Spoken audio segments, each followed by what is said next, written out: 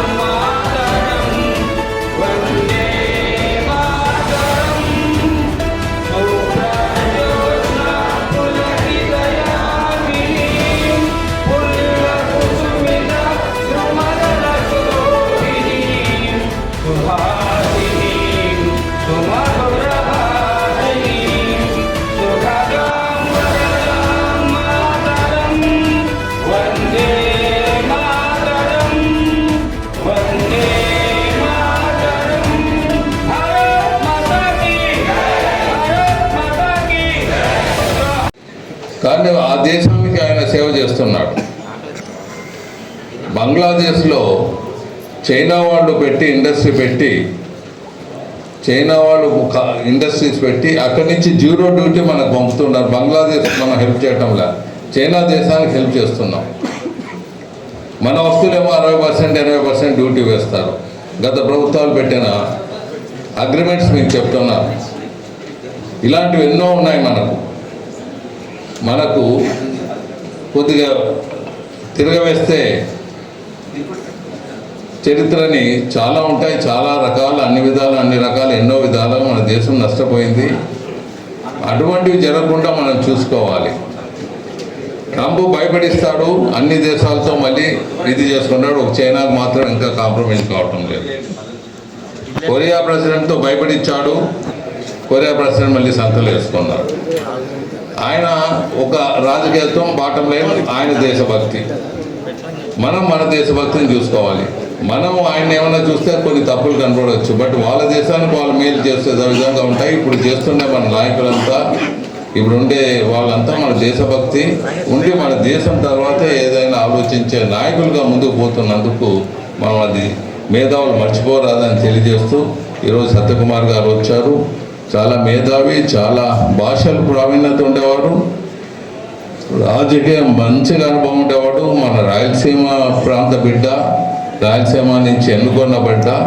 మనకు కూడా ఫ్యూచర్లో ఒక తూరి ప్రభుత్వం. కమ్యూనిస్ట్ పార్టీలు ఇవాళ కేంద్రంలో ఉండే ఎన్డీఏ ప్రభుత్వానికి వ్యతిరేకంగా, భారతీయ జనతా పార్టీకి వ్యతిరేకంగా, అదేవిధంగా నరేంద్ర మోడీ గారికి వ్యతిరేకంగా ఒక అసత్య ప్రచారం సాగిస్తున్నారు.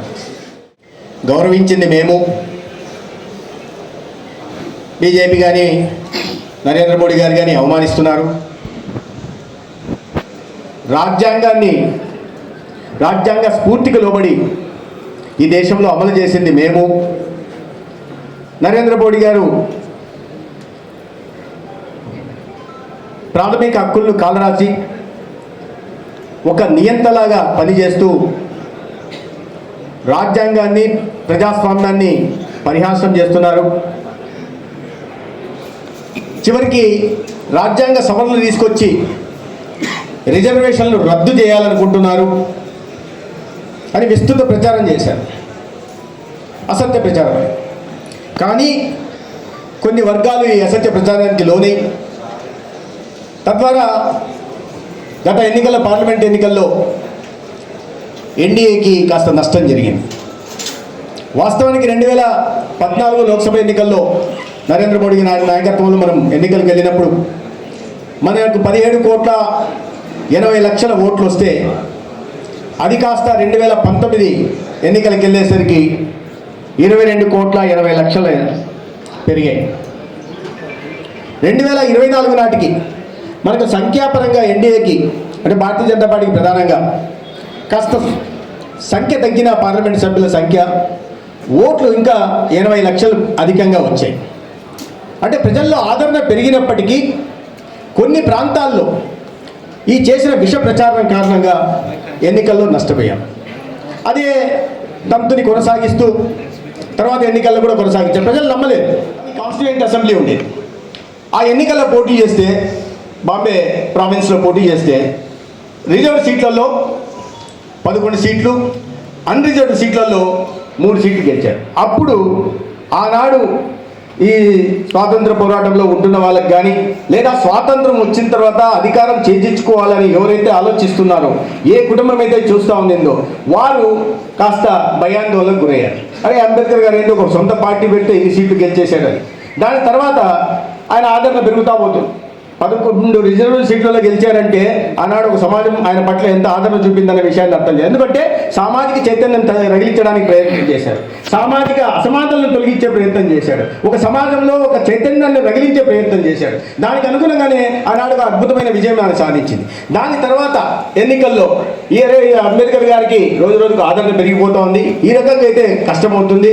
రేపు మన స్వాతంత్రం వచ్చి మన ప్రభుత్వం ఇక్కడ సొంతంగా భారతదేశ ప్రభుత్వం ఏర్పడితే ప్రధానమంత్రి పదవికి పోటీ వస్తారనే ఉద్దేశంతో తర్వాత జరిగిన ఎన్నికల్లో ఖరే అనే వ్యక్తి కాంగ్రెస్ ప్రీమియర్ అనేవాళ్ళు ఆ ప్రావిన్స్లో ఆయన ఓడగట్టడానికి ప్రధాన భూమిక వహించారు.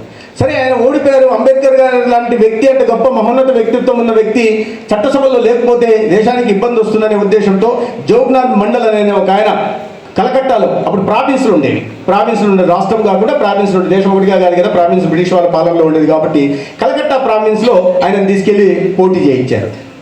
జోగినాథ్ మండల్ అని ఆయన ఒక నాయకుడు, ఆయన శూద్ర దళిత సమాజానికి సంబంధించిన ఆయన. అక్కడ ఆయన గెలిచాడు. గెలిచిన తర్వాత స్వాతంత్రానికి ముందు విభజన జరిగింది.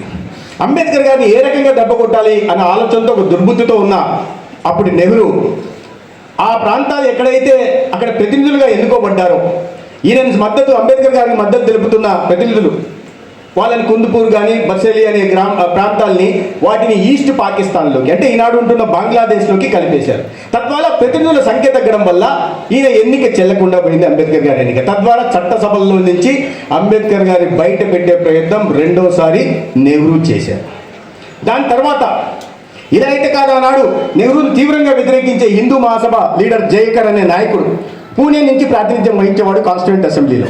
ఆయన జయకర్ గారు వచ్చి అరే ఇంత మంచి వ్యక్తి ఉండాలా అని చెప్పి హిందూ మహాసభ ఈరోజు అంటుంటారు అంబేద్కర్ గారు హిందూ వ్యతిరేకములో ఇదయ్యేటట్టుంటే మరి హిందూ మహాసభకు సంబంధించిన నాయకుడు తన పూణే సీటును రాజీనామా చేసి ఆ సీటులో నుంచి అంబేద్కర్ గారిని గెలిపించి మళ్ళీ కాన్స్టిట్యూయెంట్ అసెంబ్లీకి ఆనాడు ఎన్నికయ్యేలాగా చూశారు. కాన్స్టిట్యూయెన్సీ అసెంబ్లీలో ఎన్నిక కావడానికి ప్రధాన కారణం ఆనాడు హిందూ మహాసభకు సంబంధించిన జయకర్ అనే నాయకుడు. చట్టసభలోకి వచ్చారు. వచ్చిన తర్వాత తప్పని పరిస్థితి మంత్రివర్గంలో తీసుకోవాల్సింది. ఎందుకంటే మొదట్లో ప్రతిపక్షంలో ఉన్న వాళ్ళని కూడా మంత్రివర్గంలోకి తీసుకునేవాళ్ళు కాన్స్టిట్యూయెంట్ అసెంబ్లీ. కానీ తర్వాత 1952లో జరిగిన మొదటి ఎన్నికల్లో కూడా ప్రతిపక్షంలో ఉన్న వాళ్ళని కూడా తీసుకుని అదేవిధంగా మన జనసంఘ్ వ్యవస్థాపకులు ఎవరైతే ఉన్నారో డాక్టర్ శ్యాంప్రసాద్ ముఖర్జీ గారు, ఆయన కలకత్తా నుంచి పార్లమెంట్ మెంబర్గా గెలిస్తే ఆయన్ని ఇక్కడ తీసుకొచ్చి పరిశ్రమల శాఖ మంత్రిలోకి నెహ్రూ దీంట్లోకి తీసుకొచ్చారు. ప్రతిపక్షంలో కూడా వచ్చే అవకాశం ఉంది. అదేవిధంగా మన స్వాతంత్రం జరిగిన తర్వాత కాన్స్టిట్యూయెంట్ అసెంబ్లీలో నెహ్రూ గారు కూడా మంత్రిగా ఉన్నారు. నెహ్రూ గారు మంత్రిగా ఉన్నప్పుడు ఆయనకు ప్రాధాన్యత ఇవ్వకుండా, నిజానికి ఈ దేశంలో చాలామందికి తెలియదు, మొట్టమొదట ఎకనామిక్స్లో పిహెచ్డి తీసుకున్నది ఎవరయ్యా అంటే అది డాక్టర్ బాబాసాహెబ్ అంబేద్కర్. మొట్టమొదటిగా ఎకనామిక్స్లో పిహెచ్డి ఉన్న మంత్రిని తీసుకొచ్చి ఆర్థిక శాఖ లేదా మంచి శాఖలు ఇవ్వకుండా ప్రాధాన్యత లేని శాఖలు పెట్టే ప్రయత్నం చేశారు, లేదా న్యాయ శాఖకు పరిమితం చేసే ప్రయత్నం చేశారు. లేబర్ చట్టాల మీద చాలా అపూర్వమైన అనుభవం ఉండేది అంబేద్కర్ గారికి, దానికి దగ్గర రానివ్వలేదు. పాలసీ మేకింగ్లో, ప్లానింగ్లో లండన్లో జరిగారు కాబట్టి ప్లానింగ్ మీద ఉండేది. అక్కడ సిపిడబ్ల్యూడీలో పనిచేసిన అనుభవం ఉంది. ఆ అనుభవాన్ని ఉపయోగించుకొని ప్లానింగ్ ఇవ్వాల్సింది ఇవ్వలే, తర్వాత ఫైనాన్స్ మినిస్టర్ ఇవ్వాల్సింది ఇవ్వలే, రక్షణ శాఖ ఇవ్వాల్సింది ఇవ్వలే. ఎందుకంటే ప్రధానమైన శాఖలు అంబేద్కర్ గారికి ఇస్తే తను దాటిపోతాడనే ఉద్దేశంతో. అయితే ఇవన్నీ ఈ రకంగా అవమానపరుస్తూ ఉంటే 1951లో డాక్టర్ బిఆర్ అంబేద్కర్ రాజీనామా చేసేశాడు. వద్దయా, నువ్వు నన్ను ఇట్లా వివక్ష చేస్తున్నావు, దేంట్లో కూడా నన్ను కలపట్లేదు అని ప్రయత్నం చేశాడు. దానికి ముందు రాజ్యాంగ నిర్మాతగా పెడుతున్నప్పుడు రాజ్యాంగాన్ని ఎవరు నిర్మించాలా అనుకుంటున్నప్పుడు మొట్టమొదటిగా అందరూ ప్రతిపాదన చేశారు. అందరికన్నా తెలివైన వాడు డాక్టర్ బిఆర్ అంబేద్కర్ కదా, బాగా చదువుకున్నవాడు కదా, విస్తృత అవగాహన ఉంది కదా, విదేశాల్లో చదువుకొని వచ్చాడు కదా, అంబేద్కర్ గారి నాయకత్వంలో రాజ్యాంగం నిర్మిస్తే బాగుంటుందని వచ్చినప్పుడు నెహ్రూ వ్యతిరేకించాడు. ఇదికిచ్చే ఐవర్ జెన్నింగ్స్ అనే ఒక బ్రిటిషర్ని మన రాజ్యాంగాన్ని రాయడానికి ఆయన ప్రోత్సహించాడు. ఈయనైతే బాగుంటుంది, డాక్టర్ అంబేద్కర్ వద్దు, ఆ బ్రిటిష్ ఆయన మనల్ని బానిసలుగా చూసి 200-300 సంవత్సరాలు పాలించిన ఆ బ్రిటిష్ సామ్రాజ్యానికి సంబంధించిన వ్యక్తిని తీసుకొచ్చి ఈయన మన రాజ్యాంగాన్ని నిర్మిస్తే బాగుంటుంది. అందరూ అపోజ్ చేశారు. తర్వాత రాజ్యాంగం నిర్మించే పని డాక్టర్ అంబేద్కర్ గారికి వచ్చింది. అంబేద్కర్ గారు అది నిర్మించారు. అయితే మీరు రాజ్యాంగం అయిపోయిన తర్వాత మంత్రిగా ఉన్నారు. మంత్రిలో వివక్ష బట్టి ఆయన బయటకు వచ్చారు. రావడానికి ప్రధాన కారణం ఏంటి? ఆనాడు దేశం విడిపోయిన తర్వాత తూర్పు పాకిస్తాన్లో అంటే వాళ్ళ బంగ్లాదేశ్లో హిందువుల మీద దాడులు జరుగుతుంటే దాన్ని నియంత్రించలేకపోయాడు. ఒక రకంగా ప్రోత్సహించాడు, మత సంతుష్టి రాజకీయాలు చేయడం కోసం అనే ఉద్దేశంతో అదొక ప్రధాన కారణంగా బయటికి రావడానికి, రాజీనామా చేయడానికి ప్రధాన కారణంగా చెప్పారు. రెండోది ఆర్టికల్ 370లో, ఆర్టికల్ 370 అనేది ట్రాన్సిట్ లా మాత్రమే, యాక్ట్ మాత్రమే, కొన్నాళ్ళ క్రితం తెచ్చింది. దాన్ని మళ్ళీ రద్దు చేయాల్సిన అవసరం ఉంది, చేయలేదనే విషయంలో. మూడోది విదేశాంగ నీతి సరిగా లేదు. ఇటువంటి విదేశాంగ నీతితో మనం అభివృద్ధి సాధించలేము కాబట్టి ఇతర దేశాలతో సత్సంబంధాలు లేకుండా, దౌత్యమైన సంబంధాలు నడపకుండా మన దేశం ముందుకు వెళ్ళడానికి, ఆర్థిక ప్రగతి సాధించడానికి అవకాశం లేదు కాబట్టి అదొక కారణంగా చూపించి ఆయన బయటకు వచ్చాడు. ఆయన బయటకు వచ్చినప్పుడు చాలా ప్రధాన నాయకులంతా చెప్పారు నెహ్రూ గారికి, అయ్యా అంబేద్కర్ లాంటి వ్యక్తి రాజీనామా చేసి బయటికి వెళ్ళిపోతే మనకు నష్టం జరుగుతుంది, ఇంత తెలివైన వాడు మన మంత్రిత్వ శాఖలో ఉంటే బాగుంటుంది, మంత్రివర్గంలో ఉంటుంది బాగుంటుంది అంటే ఒక వ్యక్తి పోవడం వల్ల ఈ దేశానికి మంత్రివర్గానికి వచ్చిన నష్టం లేదు, పోతే పొమ్మని చెప్పి నెహ్రూ గారు చెప్పారు. ఇప్పుడు చెప్పండి, ఎవరు అగౌరవపరిచారు? ఆనాడు ఆయన్ని మళ్ళీ కాన్స్టిట్యూయెంట్ అసెంబ్లీలకు రావడానికి కారణమైంది హిందూ మహాసభకు సంబంధించిన నాయకుడు. కానీ అదే కాన్స్టిట్యూయెంట్ అసెంబ్లీకి రాకుండా, అడుగు పెట్టకుండా చేయాలని ప్రయత్నం చేసింది నెహ్రూ. ఇవాళ ఆ పార్టీకి సంబంధించిన వాళ్ళు, కాంగ్రెస్ పార్టీ వాళ్ళు చెప్పారు, మేము చాలా గౌరవించాం కానీ వాళ్ళు బీజేపీ నాయకులు గౌరవించట్లేదు అని చెప్పి. సరే, గౌరవించారు, మంచిదే. మరి 1952లో ఎన్నికలు జరిగాయి, మొట్టమొదటి లోక్సభ ఎన్నికలు జరిగితే మహారాష్ట్రకు సంబంధించిన నాయకుడు కాబట్టి డాక్టర్ అంబేద్కర్ గారు వెళ్ళి ముంబై నార్త్ పార్లమెంటు నియోజకవర్గంలో పోటీ చేశారు. ముంబై నార్త్ నియోజకవర్గంలో పోతే మళ్ళీ అదే పోటీ, తను గెలిస్తే తనకి అపారమైన ప్రజాదరణ ఉంది కాబట్టి తనకు పోటీగా వస్తాడని చెప్పి నెహ్రూ కమ్యూనిస్టులతో కలిసి డాక్టర్ బిఆర్ అంబేద్కర్కి వ్యతిరేకంగా ప్రచారం చేసి నెహ్రూ గారిని ఓడించింది. ఎవరిని ఇచ్చారు? పిఏని, నారాయణ ఎస్ కర్జోల్కర్ అనే ఒక పిఏని పెట్టి ఆయన వ్యతిరేకంగా ప్రచారం చేసి ఎన్నికల్లో ఓడిపోయేలా చేశాడు. కానీ ఆయనకు సంతృప్తి కలగల. 1954లో 2 సంవత్సరాల తర్వాత అదే మహారాష్ట్రలో బండారా అనే నియోజకవర్గానికి ఉప ఎన్నిక వచ్చింది. ఉప ఎన్నిక వస్తే సరే అందరూ ప్రోత్బలంతో మీరు పోటీ చేయాలా, మీరు ఉండాలని చెప్తే అంబేద్కర్ గారు వెళ్ళి అక్కడికి వెళ్ళి ఉప ఎన్నికలో పార్లమెంట్ సభ్యునిగా పోటీ చేస్తే మళ్ళీ ఆ బాంబేలో ఎవరి చేతిలో అయితే అంబేద్కర్ గారు ఓడిపోయారో, ఎవరి ప్రోత్బలంతో అయితే ఓడిపోయారో ఆ వ్యక్తిని మళ్ళీ అదే నారాయణ ఎస్ కర్జోల్కర్ గారిని తీసుకొచ్చి ఈ ఎన్నికల్లో కూడా అప్పటికే పార్లమెంట్ సభ్యులుగా ఉంటున్న వ్యక్తిని తీసుకొచ్చి ఉప ఎన్నికల్లో అంబేద్కర్ గారి మీద పోటీ చేయడం వెనుక ఔచిత్యమైన మనం అర్థం చేసుకోవాలి. అంటే అంబేద్కర్ గారిని అవును ఈ వ్యక్తితో నిన్ను ఓడించాను, అదే వ్యక్తితో మళ్ళీ నిన్ను ఉప ఎన్నికల్లో కూడా ఓడిస్తానని చెప్పిన విధంగానే 1954లో బండారా నియోజకవర్గంలో కూడా రెండోసారి అతి దారుణంగా అంబేద్కర్ గారిని ఓడించే ప్రయత్నం చేశారు. మొదటి ఎన్నికల్లో ఓడిపోయిన తేడా 800 ఓట్లు అయితే చెల్లని ఓట్లు 16,000గా చూపించారు. ఎందుకంటే ఆ ఎన్నికలు నిజానికి గెలిచినా కూడా చెల్లని ఓట్లు ఎక్కువగా చూపించేసి ఆనాడు అవకాశం ఉంది. ఈనాడులాగా ఫుల్ ప్రూఫ్ సిస్టమ్ ఆనాడు లేదు. కాబట్టి తన అధికారం ఉంది కాబట్టి అధికారాన్ని అర్థం పెట్టుకుని తను ప్రధానమంత్రిగా ఉంటున్నాడు కాబట్టి అంబేద్కర్ గారిని రెండోసారి కూడా ఓడగొట్టారు. మళ్ళీ గౌరవించాం అంటారు. సరే, అంబేద్కర్ గారు అంత పెద్ద రాజ్యాంగం నిర్మించారు. తర్వాత 2 సంవత్సరాలకి 1956లో వారు నిర్యాణం చెందారు. వారు నిర్యాణం చెందినప్పుడు కూడా బాంబే మున్సిపాలిటీకి సంబంధించిన మేయర్ ఒక ఉత్తరం రాస్తారు. అయ్యా నెహ్రూ గారు, మన కాలంలో అంబేద్కర్ గారికి అన్యాయం జరిగింది, మన కారణంగా 2 ఎన్నికల్లో వాడు ఓడిపోయారు, మన కారణంగా వాడు రాజీనామా చేసే పరిస్థితి వచ్చింది, ఏదైనప్పటికీ కూడా అవన్నీ మర్చిపోదాం. నెహ్రూ లాంటి మహనీయుడికి ఆయన పుట్టిన స్థానంలో ఒక స్మారక స్తూపం నిర్మించాల్సి ఉంది, ఆయన గురించి ఒక మెమోరియల్ నిర్మిస్తే భావితరాలు ఆయన ఈ దేశం కోసం చేసిన సేవలు, ఈ దేశం కోసం చేసిన త్యాగాలు గుర్తుపెట్టుకుంటాయి. అవి నిలబడాలంటే ఆయన గురించి ఒక మెమోరియల్ నిర్మిస్తే బాగుంటున్న ఉత్తరం రాస్తే నెహ్రూ గారు అంటారు, ఈ మెమోరియల్ నిర్మించే పని ప్రభుత్వాన్ని కాదు, అవసరమైతే వాళ్ళ కుటుంబ సభ్యులు చేసుకోమని చెప్తారు, ప్రభుత్వాన్ని కాదట. అదే నెహ్రూ 54 ఎకరాల్లో ఆయన చనిపోతే ఢిల్లీలో స్మృతి మెమోరియల్ నిర్మించారు, అది పక్కన పెట్టండి. చనిపోయినప్పుడు ఏం చేస్తారు మామూలుగా? అంత పెద్ద వ్యక్తి ఢిల్లీలో 1956 డిసెంబర్ 6వ తేదీ ఢిల్లీలో అంబేద్కర్ గారు చనిపోయారు. ఢిల్లీలో చనిపోయినప్పుడు మహాత్మా గాంధీకి అంత గొప్ప వ్యక్తిత్వమే కదా అంబేద్కర్ గారు కూడా, అంత పెద్ద మన కట్ట మంచిది, మహాత్మా గాంధీ కట్టున్నారు, అదేవిధంగా అక్కడ కట్టరు. కానీ ఆయన చనిపోతే ఢిల్లీలో అంత్యక్రియలు చేయడానికి వీలు లేదు, మీరు తీసుకెళ్ళండి అన్నారు. తీసుకెళ్ళి ఏం చేశారు? వాళ్ళ భార్యకి చెప్పారు, మీరు తీసుకెళ్ళిపోండి, పార్థివ దేహాన్ని ఇక్కడ ఉంచడానికి లేదు. ఆ పార్థివ దేహాన్ని తరలించడానికి స్టేట్ ఎయిర్క్రాఫ్ట్ అంటే ప్రభుత్వ విమానాన్ని ఇచ్చారు. ప్రభుత్వ విమానం నుంచి ఢిల్లీ నుంచి, ఎందుకంటే ఢిల్లీలో ఆయన అంత్యక్రియలు నిర్వహిస్తే అక్కడ ఆయనకు మెమోరియల్ నిర్మించాల్సి వస్తుంది.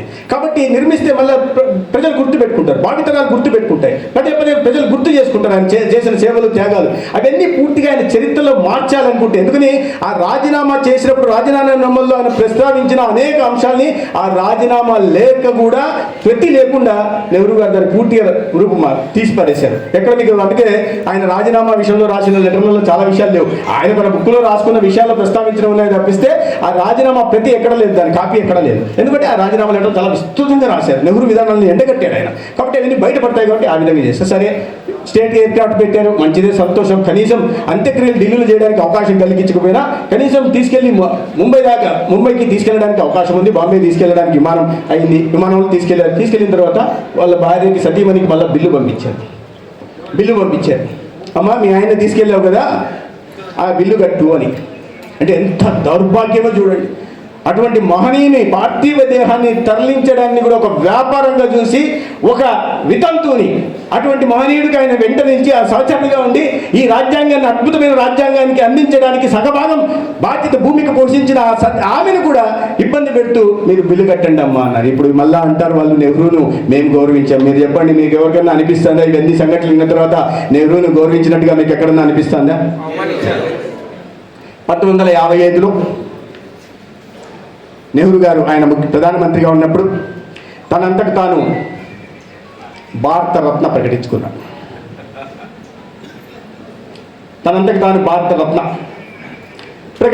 మంచిది, ప్రధానమంత్రిగా తీసుకున్నాడు అయిపోయింది. కానీ ఆయన జీవించున్నంత కాలం అంబేద్కర్ గారికి భారతరత్న ఇవ్వాలనే ఆలోచన ఆయన చేయలేదు. సరే, ఆయన మరణించారు, ఆయన కుమార్తె ఇందిరాగాంధీ గారు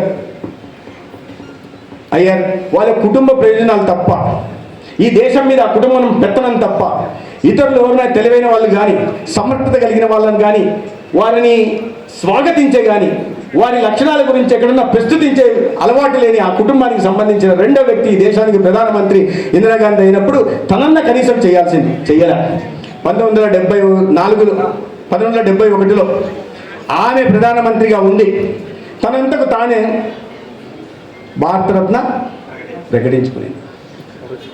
ఆమెకు కూడా అనిపించలే, అరే ఇంత పెద్ద మాటలు మాత్రం అంబేద్కర్ గారి, చేతలు మాత్రం వాళ్ళకు ప్రకటించలే. కానీ అన్నిటికన్నా దౌర్భాగ్యకర విషయం ఏంటంటే, మీకు నచ్చలేదు అంబేద్కర్ గారు, మీరు ప్రకటించుకున్నారు అంబేద్కర్ గారు ఆయన అర్హత లేదని మీరు భావించారు, మీ కుటుంబం భావించింది, కాబట్టి మీరు ఆయన భారతరత్న ఇవ్వాలా, దానికి అర్హుడు కాదని మీరు అనుకున్నారు, ఇవ్వలేదు. కాదు, సరే, మీ అభిప్రాయం అది. ఆ దేశానికి సంబంధించి జాతికి గర్వించదగ్గ బిడ్డగా ఇవాళ మీరు భారతరత్న ఇవ్వలేదు. కానీ అన్నిటికన్నా అవమానపరిచే విషయం ఏంటంటే 1970 సంవత్సరంలో ఇందిరాగాంధీ గారు ఎవరి చేతిలోనైతే కజ్జోడ్కర్ అనే వ్యక్తి చేతిలో అంబేద్కర్ గారు 2 సార్లు ఓడిపోయారో, ఎవరి కారణంగానైతే ఆయనను ఓడించడం కోసం ఏ వ్యక్తినైతే తెర మీదకి తీసుకొచ్చారో ఆ వ్యక్తికి పద్మభూషణ్ అవార్డు ఇచ్చి సత్కరించారు. ఒక సామాజిక సేవకుడిగా చూపించాడు. ఈ దేశంలో సామాజిక చైతన్యం తీసుకొచ్చి అనగానే వర్ణాలకు అండగా నిలబడి ఇవాళ అనేక మంది ఇవాళ చదువుకున్నారంటే, ఉద్యోగాలు ఉన్నారంటే, ఈ దేశానికి రాష్ట్రపతి అయినారంటే, ఉపరాష్ట్రపతులుగా ఉంటున్నారంటే అది అంబేద్కర్ పెట్టిన భిక్ష అనే విషయాన్ని మర్చిపోయి ఒక మామూలు వ్యక్తిని ఆయన ఓడించాడనే ఒకే ఒక కారణం చేత తీసుకెళ్ళి పద్మభూషణ్ అవార్డు ఇచ్చి ఏ రకంగా అవమానించే వనువున జీవించినంత కాలం ప్రతి చోట ఓడించే ప్రయత్నం చేశారు. మరణించిన తర్వాత కూడా ఆయన పార్థివ దేహాన్ని తరలించే విషయంలో అవమానం చేశారు. తర్వాత కూడా తమంతకు తాము పద్మభూషణ్ భారతరత్న అవార్డు ఇచ్చుకొని అంబేద్కర్కి మాత్రం ఇవ్వకుండా కావాలనే అవమానాన్ని గుర్తు చేయడం కోసం పుండి మీద ఏం చల్లుతారు, కారం చల్లే విధంగా మళ్ళీ తీసుకొచ్చి చనిపోయిన తర్వాత కూడా అంబేద్కర్ గారిని వెంటాడడం వదలలేదు. వాళ్ళు చనిపోయిన తర్వాత కూడా ఆయన అవమానించడం మానలేదు. ఆ రకంగా మళ్ళీ అవమానించారు. వాళ్ళు అంబేద్కర్ గారిని గౌరవించింది మేమని, మనమేమన్నాం? ఎవరు వాళ్ళు గౌరవించారా? గౌరవించారని మాట్లాడారు. అనేక సందర్భాలు ఈ రకంగా ప్రతి చోట అవమానించారు. చివరికి ఆ భారతరత్న ఇవ్వాల్సి ఎప్పుడు ఇచ్చారయ్యా అంటే 1989లో కేంద్రంలో భారతీయ జనతా పార్టీ ప్రభుత్వం ఏర్పడిన తర్వాత, సమర్థంతో ప్రభుత్వం ఏర్పడిన తర్వాత, విపి సింగ్ ప్రధానమంత్రి అయిన తర్వాత ఆనాడు బీజేపీకి దాని ముందు ఎన్నికల్లో కేవలం 2 సీట్లు వస్తాయి. 84లో 89కి వచ్చేసరికి బీజేపీకి 85 పార్లమెంటరీ సీట్లు వచ్చాయి. పార్లమెంట్లో 2వ అతిపెద్ద పార్టీగా ఆనాడు అవతరించింది. ఆనాడు అటల్ బిహారీ వాజ్పేయి గారు ప్రతిపాదన చేస్తే విపి సింగ్ గారు ఆ మహనీయుడికి భారతరత్న ఇచ్చారు. ఆయన చనిపోయింది 1956లో అయితే 1990 దాకా భారతరత్నకు అర్హుడు కాదని అన్నాళ్ళు అధికారంలో ఉన్న కాంగ్రెస్ పార్టీ భావించి మళ్ళీ అదే కాంగ్రెస్ పార్టీకి సంబంధించిన ఒక పిపీలకమైన రాహుల్ గాంధీ చరిత్ర అంటే తెలియనివాడు, చెట్టు పేరు చెప్పి కాయలు అమ్ముకునేవాడు, కుటుంబం పేరు చెప్పుకొని ఇవాళ మన మీద పెత్తనం చలాయించాలని చూసేవాడు, ఈ దేశ ప్రజల్ని బానిసలుగా చూసి వాళ్ళ కుటుంబ ప్రయోజనాన్ని మాత్రం కోరుకోనుకుని స్విస్ బ్యాంకుల్లో ఆస్తులు దాచిపెట్టుకున్న వాళ్ళు ఇవాళ అంబేద్కర్ గారిని గౌరవిస్తున్నది మేమే అని చెప్తూ భారతీయ జనతా పార్టీ నిందలు మోపే ప్రయత్నం చేస్తుంటే మరి ఈ విషయాన్ని ప్రజల్లోకి తీసుకెళ్లాల్సిన అవసరం ఉందా లేదా? ప్రజల్లో అవగాహన కలిగించాల్సిన అవసరం ఉందా? ఆయన పుట్టిన స్థానాన్ని గౌరవించలేం. కానీ నిజానికి ఆయన అంబేద్కర్ గారికి నిజమైన నివాళులు అర్పించింది మొట్టమొదటిగా భారతరత్న అవార్డు ఇప్పించి మన పార్టీ నాయకుడైన అటల్ బిహారీ వాజ్పేయి గారి నాయకత్వంలో జరిగితే, తర్వాత నరేంద్ర మోడీ గారు ప్రధానమంత్రి అయిన తర్వాత ఏనాడైతే 1949 నవంబర్ 26వ తేదీ మనం ఆ రాజ్యాంగాన్ని అంబేద్కర్ గారి రాజ్యాంగం ఆమోదించబడిందో ఆ రోజుని నేషనల్ కాన్స్టిట్యూషనల్ డేగా అవాళ అనౌన్స్ చేశారు. మొన్న ఈ సంవత్సరం ఆయన జన్మదినాన్ని జాతీయ సెలవు దినంగా ప్రకటించారు. ఇన్నాళ్ళు ప్రకటించాలని కూడా ఆలోచించారు. జాతీయ సెలవు దినంగా ప్రకటించారు. అది కాకుండా ఆయన పుట్టిన స్థానం military head quarters of war అని మధ్యప్రదేశ్లోని ఇండోర్ దగ్గర వారి తండ్రి అక్కడ పనిచేసేవాడు మిలిటరీలో. కాబట్టి అక్కడ military head quarters of war అంటారు, దాన్ని మౌ అని పలుకుతారు. అక్కడ ఆయన జన్మించాడు. అక్కడ ఒక అద్భుతమైన ఆయన పుట్టిన స్థానం కాబట్టి జన్మభూమి పేరుతో ఒక మెమోరియల్ని నరేంద్ర మోడీ గారు ప్రధానమంత్రి అయిన తర్వాత నిర్మించారు. తర్వాత లండన్లో ఆయన చదివిన స్థానం దాన్ని శిక్షా భూమి పేరుతో ఏదైతే ఆ ప్రాంతంలో ఉన్నాడో అది ప్రైవేటు ప్రాపర్టీ అయితే దాన్ని మన భారత ప్రభుత్వం దాన్ని కూడా ఒక మెమోరియల్గా అభివృద్ధి చేసి లండన్లో వాళ్ళకు కూడా అంబేద్కర్ గొప్పతనం ఏందో తెలిసేలాగా చేసింది. పుట్టిన ఊర్లో మధ్యప్రదేశ్లో చేసింది, భారతదేశంలో చేసింది. ఆయన చదువుకున్న చోట కూడా అంబేద్కర్ గొప్పతనం తెలిసేలాగా ప్రపంచానికి చాటి చెప్పేలాగా ఒక మెమోరియల్ నిర్మించింది. ఇవాళ ఎవరైనా ఈ దేశం నుంచి అక్కడికి పోయినప్పుడు విదేశాల నుంచి వచ్చిన వాళ్ళందరూ కూడా అంబేద్కర్ మెమోరియల్ చూద్దాం, అంబేద్కర్ ఇంత మంచి పని చేశాడంట, 145 కోట్ల మంది భారతీయులు చాలా గొప్పగా చెప్పుకునే వ్యక్తిత్వం అంటాన్ని చూస్తున్నారంటే అంబేద్కర్ని గౌరవించింది ఎవరో ఇవాళ ప్రజల్లోకి మనం చెప్పాల్సిన అవసరం ఉంది. అయిపోయింది. తర్వాత ఆయన దీక్ష తీసుకున్నారు, బుద్ధిజం తీసుకున్నారు నాగ్పూర్లో, దాన్ని దీక్షా భూమి అంటారు. ఆ ప్రాంతాన్ని కూడా ఆయన ఏ ప్రాంతంలోనైతే దీక్ష తీసుకున్నాడో ఆ ప్రాంతంలో కూడా ఆయన గుర్తుండేలాగా, ఆయన చేసిన సేవలు జాతికి తెలిసేలాగా ఒక స్తూపాన్ని నిర్మించారు, ఒక మెమోరియల్ని స్థాపించారు.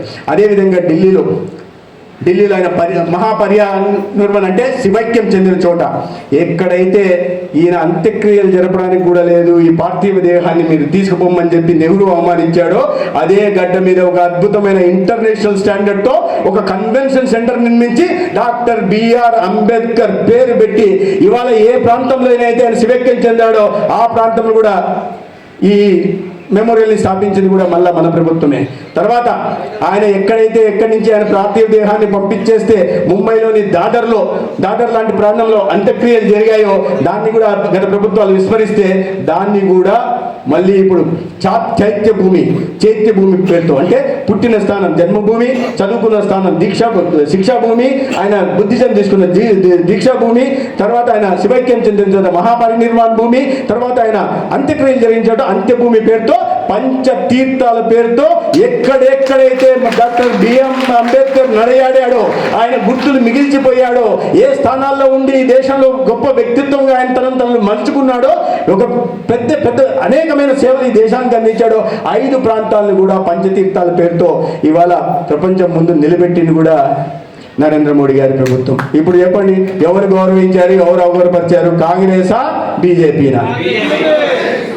అగౌరవపరిచింది ఎవరు? గౌరవిస్తుంది ఎవరు? ఇది తెలియాలి ప్రజలు. ఇది ఒక్క మాట ఎక్కడ చరిత్రలో లిఖించబడింది, చరిత్రలో ఉన్నది. తర్వాత ఏంటయ్యా చెప్పారు వీడియోలో, ఎందుకంటే ఇంకా అవగాహన కల్పించాలి. వీడియో ఎందుకంటే అయిపోయింది, అయిపోయింది. ఒకసారి అనుకున్నాం కదా, అంబేద్కర్ వచ్చాడు, అంబేద్కర్ జయంతి రోజు వెళ్తాం దండేస్తాం, అంబేద్కర్ వర్ధంతి రోజు వెళ్తాం దండేస్తాం, ఇంటికి పోతాం. అంతేగాని ఆయన చూపిన ఆశయాల్ని ఆచరించాలి కానీ ఆయన చూపిన మార్గంలో అనుసరించాలని కానీ ఆలోచించారు. ఆ రకంగా నిజంగా మనస వాచ ఆలోచిస్తున్నది. ఇవాళ నిజమైన స్వేచ్ఛ, సమానత్వం, సామాజిక న్యాయం గురించి ఏదైతే అంబేద్కర్ ప్రవచించారో దాన్ని మనస వాచ కర్మన అమలు చేస్తున్నది.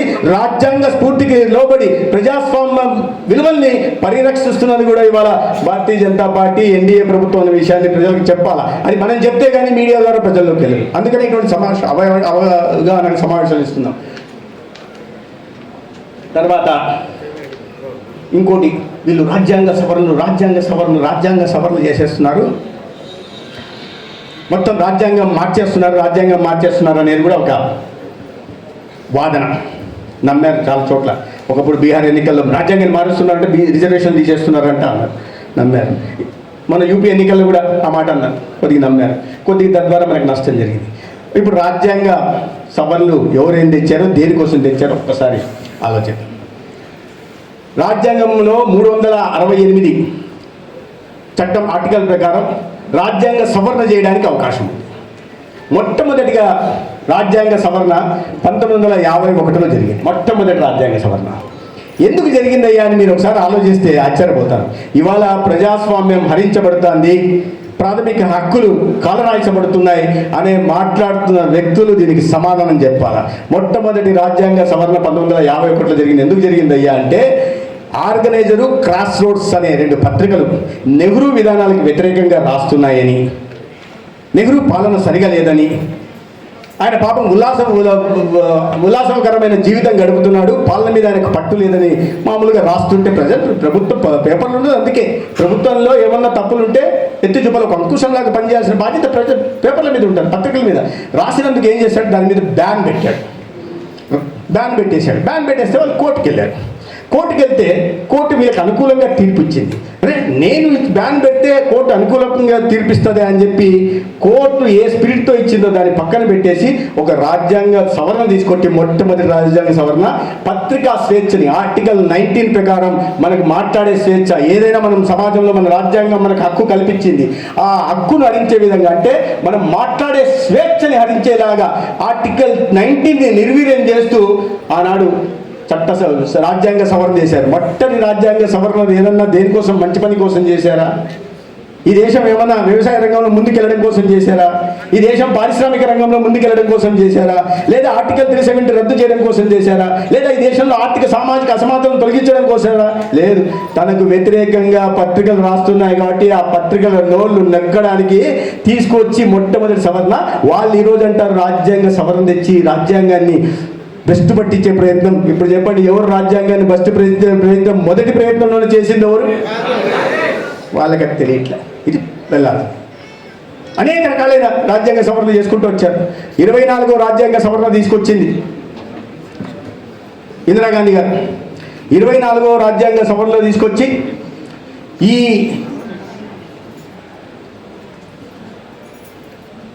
President, prime minister, vice president, స్పీకర్లు ఈ కోర్టు పరిధిలోంచి బయటికి తీసుకొచ్చే ప్రయత్నం చేసింది. అప్పుడంటే గోలక్నాథ్ వర్సెస్ స్టేట్ ఆఫ్ పంజాబ్లో ప్రాథమిక హక్కులను హరించే అవకాశం, ఇది అర్హత అంటే ప్రాథమిక హక్కుల్ని హరించే అధికారం ప్రభుత్వానికి లేదని గోలక్నాథ్ అనే వ్యక్తి కోర్ట్ ఆఫ్ పంజాబ్కి వెళ్తే దాంట్లో కోర్టు తీర్పిస్తుంది. ఏమని ఇస్తున్నాయా, కాన్స్టిట్యూషన్ను సవరించే అంటే రాజ్యాంగాన్ని సవరించే అధికారం ఉంది, కానీ మౌలిక స్వరూపాన్ని సవరించే అధికారం ప్రభుత్వానికి లేదని కోర్టు చెప్తుంది. దాని మీద మళ్ళీ కేశవానంద భారతి అని కోర్టుకి వెళ్తే దాంట్లో హెచ్ఆర్ కన్నా ఇస్తాడు. ఇచ్చి రాజ్యాంగానికి సవరించే అవకాశం ఉంది కానీ మౌలిక స్వరూపాన్ని మార్చే అవకాశం లేదన్నందుకు ఆయనను తొలగించి సీనియారిటీని చూడకుండా ఆయన జూనియర్ బిఎన్ రే అనే అతన్ని తీసుకొచ్చి చీఫ్ జస్టిస్ ఆఫ్ ఇండియా చేసింది ఆ రోజు ఇందిరాగాంధీ గారు. దాని తర్వాత 42వ సవరణ తీసుకొచ్చి 1971 అలహాబాద్ కోర్టు ఎన్నికల్లో అక్రమాలకు పాల్పడింది ఇందిరాగాంధీ, కాబట్టి ఈయన ఎన్నికలు చెల్లదని చెప్పి ఆమె ఎన్నికలు రద్దు చేశారు. ఈమె పార్లమెంటు మెంబర్గా వెంటనే వెళ్ళిపోవాలని. అంటే అప్పుడు 38వ సవరణ 39వ సవరణ తీసుకొచ్చి ఈ కోర్టు పరిధుల్లోంచి ప్రధానమంత్రిని, రాష్ట్రపతిని, తర్వాత ఉపరాష్ట్రపతిని, స్పీకర్ని పక్కకి తీసుకొచ్చింది. 39వ అధికారంలోంచి ఈ మార్పులు తీసుకొచ్చిన తర్వాత ఈ వెంటనే మళ్ళీ కోర్టు పరిధిలో కోర్టు దీని మీద స్పందిస్తుందేమని చెప్పి ఏప్రిల్ 7వ తేదీ లోక్సభలో పాస్ అయిపోతుంది. ఎటువంటి చర్చ లేదు. ఇటువంటి ప్రధాన బాధ్యతల్లో ఉంటున్న వాళ్ళని కోర్టు పరిధుల్లోంచి తీసేసి అవినీతికి, ఆస్కారానికి, ఒక నియంతృత్వానికి దారితీసే పరిస్థితులు కల్పించే చోట కోర్టు అధికారం లేకుండా తీసుకురావడమే కాకుండా ఎటువంటి చర్చ లేకుండా, ఇవాళ చర్చ జరగట్లేదు. ఏంది రైతు చట్టాల మీద చర్చ జరగలేదు, ఏంది వక్ఫ్ మీద చర్చ జరగలేదు, విస్తృతమైన చర్చలు జరుగుతున్నాయి వాటి అన్నింటి మీద. ప్రతి స్టేక్ హోల్డర్లతో మాట్లాడుతున్నారు, సంవత్సరాలు బట్టి రాష్ట్రాలతో మాట్లాడుతున్నారు, అనేకమైన పార్లమెంటు సబ్ కమిటీల్లో మాట్లాడుతున్నారు, ఇవి ఆన్లైన్లో సలహాలు తీసుకుంటున్నారు. వాటిని పక్కన పెట్టేసి ఆనాడు వీళ్ళు నియంతలాగా వ్యవహరించి లోక్సభలో ఏప్రిల్ 7 లోక్సభలో పాస్ అయిపోయింది. ఏప్రిల్ 8 రాజ్యసభలో పాస్ అయిపోయింది. ఏప్రిల్ 9 శనివారం రాష్ట్రాలన్నీ మంజూరు తెలిపాయి. ఏప్రిల్ 10 ఆదివారం రాష్ట్రపతి పని చేసి ఆ రోజు ఆర్డినెన్స్ తీసుకొచ్చి దాన్ని రాజ్యాంగ సవరణ అనుకూలంగా తీసుకొస్తాడు. అంటే ఎటువంటి నియంతృత్వ మనస్తత్వం ఉండిందనే విషయాన్ని మనం అర్థం. ఇటువంటి రాజ్యాంగ సవరణలు వాళ్ళ పదవిని కాపాడుకోవడానికి తీసుకొచ్చారు. మళ్ళీ 42వ మినీ కాన్స్టిట్యూషన్ అంటారు. 59 రకాల సవరణలు తీసుకొచ్చారు, ఆర్టికల్ తీసుకొచ్చారు. 59 ఒక మినీ కాన్స్టిట్యూషన్ అంటే ఒక రాజ్యాంగానికి సమాంతరం ఇంకో రాజ్యాంగం. దాంట్లో ప్రియాంబుల్ అంటారు. ప్రియాంబుల్ ఉపోద్ఘాతం ఉంటారు మన రాజ్యాంగం తీసినప్పుడు. ఆ ప్రియాంబుల్లో మార్చారు సెక్యులర్ సోషలిస్ట్. దీన్ని సెక్యులర్ సోషలిస్ట్ అని పెట్టడానికి మొదట్లో రాజ్యాంగాన్ని నిర్మిస్తున్నప్పుడు ప్రతిపాదనను ఎవరు చేస్తే ఆనాడు బిఆర్ అంబేద్కర్ దాన్ని వ్యతిరేకించారు. ఆ వ్యతిరేకించిన దాన్ని 1974లో 42nd అమెండ్మెంట్ తీసుకొచ్చి మినీ కాన్స్టిట్యూషన్ని తీసుకొచ్చి అనేక సభలు తీసుకొచ్చి దాంట్లో రాజ్యాంగ మౌలిక స్వరూపాన్నే మార్చేసే ప్రయత్నం చేశారు. అనేక రకాలైన ఈ చట్టాలు వాళ్ళ కుటుంబ ప్రయోజనాలు కాపాడడం కోసం ఆ పదవిని ప్రధానమంత్రి పదవిని 5 సంవత్సరాల నుంచి 6 సంవత్సరాలు తీసుకొచ్చి ఈ దేశంలో అత్యంత చీకటి అధ్యాయంగా చెప్పబడే ఎమర్జెన్సీని విధించడానికి ఆ 42వ రాజ్యాంగ సవరణ చేసింది. 42వ రాజ్యాంగ సవరణ ఎమర్జెన్సీ అత్యంత 2 సంవత్సరాల పాటు ఎటువంటి ఇది లేకుండా MISA maintenance of internal security act కింద 1,00,000 మందికి పైగా ఆనాడు అరెస్ట్ చేశారు. అటల్ బిహారీ వాజ్పేయి దగ్గర నుంచి, జయప్రకాష్ నారాయణ గారి దగ్గర నుంచి, లేదా మొనార్జీ దేశాయ్ గారి దగ్గర నుంచి, లాల్ కృష్ణ అద్వానీ గారి దగ్గర నుంచి, మన రాష్ట్రంలో వెంకయ్య నాయుడు గారి దగ్గర నుంచి అనేక రాష్ట్రాల్లో అనేక మందిని ఇవాళ వాళ్ళకి వ్యతిరేకంగా గలం విప్పిన వాళ్ళందరినీ ఎమర్జెన్సీ విధించి ఒక చీకటి అధ్యాయాన్ని రాత్రికి రాత్రి ఆర్డినెన్స్ తీసుకొచ్చి మొత్తం ప్రజాస్వామ్యమే లేకుండా ప్రజాస్వామ్యాన్ని పూర్తిగా కుక్కటి వెళ్ళి పిలుచుకొచ్చి ప్రజల హక్కులు హరించారు. ప్రెస్ మీద సెన్సార్షిప్ ఉంది. ప్రెస్ ఎవరు కూడా ఆమె కాదని ఏమి చేయడానికి లేదు. పేపర్ రాస్తే ముందు వాళ్ళ దగ్గర పంపాలి, వాళ్ళు చూసి ఇది పెట్టొచ్చి తీసిపడేయంటే తీసిపడేయాలి. అటువంటి ప్రెస్ నియంత్రించారు. అనేక గొంతుకలు నొక్కేశారు. 1,00,000 మందిని జైల్లో పెట్టారు. ఎటువంటి విచారణ లేకుండా ఏ కేసులోనైనా ఎవరినన్నా జైల్లో పెడితే ట్రయల్ జరగాలి. ఎటువంటి విచారణ లేకుండా 2 సంవత్సరాల పాటు జైల్లో పెట్టే పని చేశారు. అటువంటి నియంతృత్వ కుటుంబానికి సంబంధించిన వ్యక్తులు ఆ విషయాన్ని గతాన్ని మర్చిపోయి ఇవాళ భారతీయ జనతా పార్టీ నరేంద్ర మోడీ గారు నియంత అరే ఈ దేశానికి ప్రధానమంత్రిగా 3వసారి గెలిచిన తర్వాత కూడా తను ప్రధానమంత్రి కాదు ప్రధాన సేవకుడు అని చెప్పుకుంటా ఇవాళ స్కావెంజర్లుగా ఉంటుంది. వారి రాశిలో ఈ పారిశుద్ధ్య కార్మికుల కాళ్ళు గడిగి నెత్తిన నేలు చేసుకున్న వ్యక్తి ఇవాళ నియంతలాగా వాళ్ళకి కనిపిస్తున్నారు. అదే వాళ్ళ పదవిని కాపాడడం కోసం రాజ్యాంగాన్ని సమూలంగా మార్చివేసి నియంతలాగా వ్యవహరించిన వ్యక్తి మాత్రం ఇది కాంగ్రెస్ పార్టీ తీసుకొచ్చిన అనేక సఫర్లు.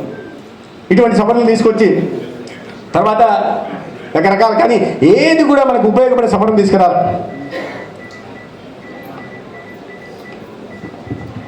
మొత్తం రాజ్యాంగ సవరణలు తీసుకొచ్చింది 105, 106 సవరణలు వచ్చాయి ఈ దేశంలో మన రాజ్యాంగం ఏర్పడిన తర్వాత.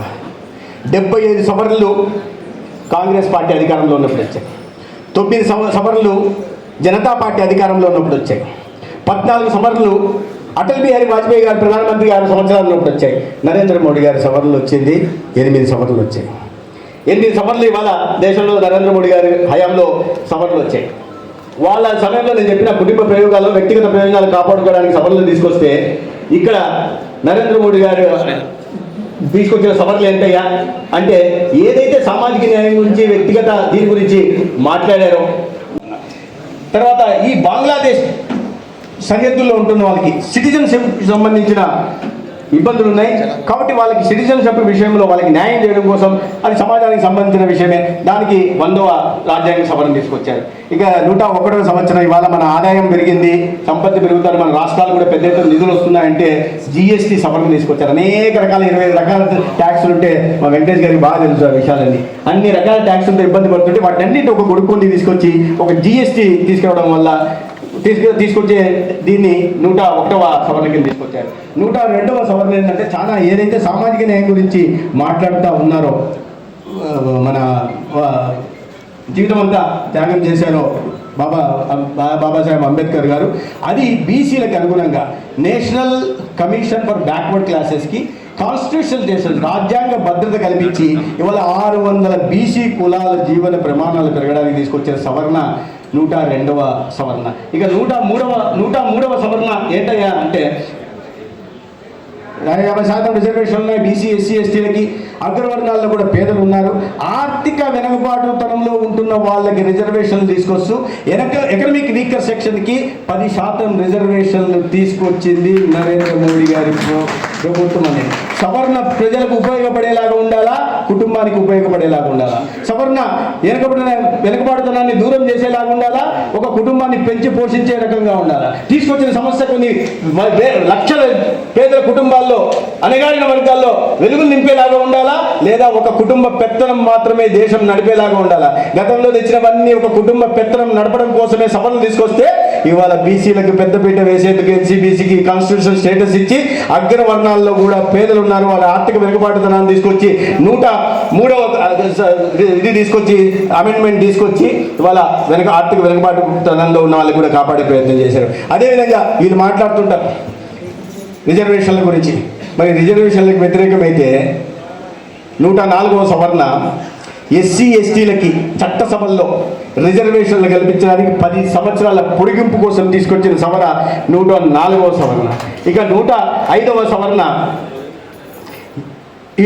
అనే మనం చాలా చోట్ల వినిపిస్తుంది బీసీల సంఖ్య ఎక్కువ ఉంది కానీ బీసీలకు అన్యాయం జరుగుతోంది. ఎప్పుడో 1931లో బీసీ కులగణన జరిగింది, దాని తర్వాత జరగలేదు అని దాన్ని దృష్టిలో పెట్టుకొని రాష్ట్రాలకి బీసీ కులగణన ఆర్థిక సామాజిక కులగణన చేసే అధికారాలను ఇస్తూ 105వ రాజ్యాంగ సవరణ తీసుకొచ్చింది నరేంద్ర మోడీ గారి ప్రభుత్వం. ప్రతిదీ మీరు ఒక్కొక్క సవరణ చూడండి, సమాజానికి ఉపయోగపడేది, సామాజిక న్యాయం తెచ్చేది, పేదలకు అండగా నిలబడే సవరణలు మన ప్రభుత్వాలు తీసుకొచ్చాయి. ఇవాళ దాని కారణంగా అనేక చోట్ల రాష్ట్రాలకు ఎందుకు ఇచ్చారు, చాలా మంది వితండవాదం చేస్తుంటారు. రాష్ట్రాలకు ఎందుకు ఇచ్చారు, కేంద్రం ఎందుకు చేయట్లేదు. ఇప్పుడు రాష్ట్రాలకు ఇవ్వకపోతే ఇవాళ రాష్ట్రంలో మా అంకల్ రెడ్డి గారు ఇక్కడ ఓసీ, బెంగళూరుకు పోతే బీసీ, తమిళనాడుకు పోతే బీసీ, మా సంద్రెడ్డి శ్రీనివాస్ గారు కమ్మ, ఇక్కడ వచ్చేస్తే ఓసీ, బెంగళూరు కర్ణాటక ఇతర రాష్ట్రాలకు పోతే బీసీ, మా వెంకటేష్ గారు ఇక్కడే కాదు అనేక రాష్ట్రాల్లో ఓసీ, కానీ బీహార్లకు పోతే బీసీ. వాల్మీకులు మన రాష్ట్రంలో బీసీలు, పక్క రాష్ట్రంలో ఈ బార్డర్ దాటితే ఎస్టీ అవుతారు. తాండాలో ఉంటున్న నాయకులు మన రాష్ట్రంలో ఎస్టీ, మహారాష్ట్రకు పోతే బీసీ, హర్యానాకు పోతే ఓసీ, కాశ్మీర్కి పోతే బకర్వాలాలు అవుతారు. ఇటువంటి ఉన్నాయి కాబట్టి అసమానతలు ఉన్నాయి కాబట్టి ఏ రాష్ట్రాలకు ఆ రాష్ట్రాలు వాళ్ళ ఆర్థిక పరిస్థితుల్ని అనుగుణంగా, సామాజిక వెనుకబాటుని అనుగుణంగా చేసుకొని ఓబీసీ లిస్టులో చేర్చే ప్రక్రియ మీరు చేస్తే వాటిని అన్నింటినీ క్రోడీకరించిన తర్వాత ఒక నిర్ణయం తీసుకొని ఓబీసీలో, కేంద్ర ఓబీసీలో లిస్టులో చేర్చడానికి అవకాశం ఉంటుంది. అప్పుడే వెనుకబాటుతనాన్ని దూరం చేయడానికి, ఓబీసీ కులాలకి న్యాయం చేయడానికి అవకాశం ఉంటుందని నరేంద్ర మోడీ గారు 105వ సవరణ తీసుకొచ్చారు. ఇది కూడా ప్రజలకు ఉపయోగపడే సవరణ కాదా? ఆయన పదవిని పొడిగించుకోవడానికి తెచ్చిన సవరణ, నిరంతర జీవితకాలం పదవిలో ఉండడం కోసం తెచ్చుకున్న సవరణ, లేదా తనంతకు తాను భారతరత్న అవార్డు ఇచ్చుకోవడం తెచ్చిన సవరణ, లేదా తన కుటుంబాన్ని ఆయన కుటుంబమే లేదు, జిల్లా ఎవరూ లేదు, ఆయన కుటుంబాన్ని పేయడం కోసం రాజకీయంలో రాబోయే రోజుల్లో ప్రధానమంత్రి కోసం తెచ్చిన సవరణ కాదు. సమాజానికి ఉపయోగపడే సమాజంలో వెనుకబాటుకు దూరం చేసే సవరణ, అన్నిటికన్నా ముఖ్యమైన సవరణ. నిజంగా అక్క చెల్లెలు చాలా శ్రద్ధగా వింటారు. మీరు వినాలక్క, అమ్మ చెల్లెమల్లి మీరు వినాలి. 106వ ఆఖరి సవరణ ఏం తెచ్చారు తెలుసా? రాజకీయ అధికారం, ఆధిక్యం ప్రపంచం. ఈ స్టేజ్ మీద కూడా చూడండి, మా గీతా మాధవి గారు, సావిత్రి గారు తప్ప వేరే మహిళ లేరు. మీరు చాలామంది వచ్చారు. ఇక్కడ పురుషాధిక్య ప్రపంచం ఉంటుంది. వీళ్ళ పెత్తనం ఏంది, పురుషుల పెత్తనం ఏంది, ఇల్లు నడిపేది ఇంట్లో మహిళ, పిల్లల్ని పెంచేది మహిళ, కుటుంబాన్ని చూసుకునేది మహిళ, పిల్లల్ని తీర్చిదిద్దేది మహిళ, పిల్లల్ని బాధ్యతాయుతమైన పౌరులుగా తీర్చేది కూడా మహిళ, చివరికి అన్ని అండగా నిలబడేది మహిళ, రేపు భర్తకు ఏమైనా చూసుకునేది మహిళ. అటువంటి మహిళలకు ప్రాధాన్యత తగ్గిస్తున్నారు కాబట్టి వీళ్ళకు కూడా రాజ్యాధికారం ఇస్తే తప్ప ఈ మగవాళ్ళు దారికి రారని చెప్పి చట్టసభల్లో కొన్ని సంవత్సరాలుగా, కొన్ని దశాబ్దాలుగా కోరిక ఉండింది. దేశంలో డిమాండ్ ఉండింది, మహిళలకు కూడా చట్టసభల్లో రిజర్వేషన్ తీసుకురావాలని 106వ సవరణ తీసుకొచ్చి చట్టసభల్లో మీ అందరూ కూడా రేపు ఏదో ఒక చోట చట్టసభల్లో ఎంపీలుగా నిలబడే అవకాశం కల్పించే విధంగా రాజ్యాంగ సవరణ తీసుకొచ్చారు. ఇది ఎవరి కోసం చేశాడు? ఆయన అక్క చెల్లి కోసం చేశాడా? లేదా ఈ దేశంలో ఉంటున్న 65 కోట్ల మంది మహిళల కోసం చేశారా? 70 కోట్ల మంది మహిళల కోసం చేశారా?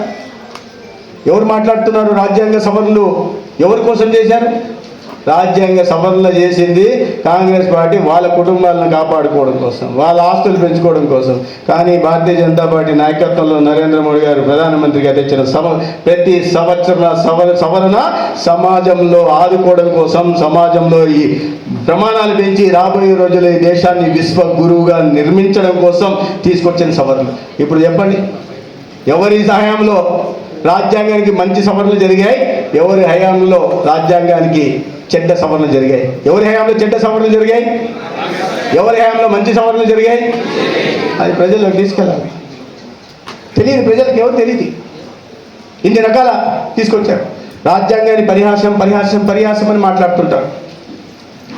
అధికారాన్ని నిలబెట్టుకోవడం కోసం రాజ్యాంగంలో ఉంటున్న లొసుగుల్ని వాడుకొని ఇవాళ రాజ్యాంగబద్ధంగా, ప్రజాస్వామ్యయుతంగా ఎన్నికల్లో గెలుపొందిన పార్టీల్ని 88 సార్లు కాంగ్రెస్ పార్టీ కూల్చేసి, రాజ్యాంగంలో అధికరణ 356 అని ఒక ఆర్టికల్ ఉంటుంది.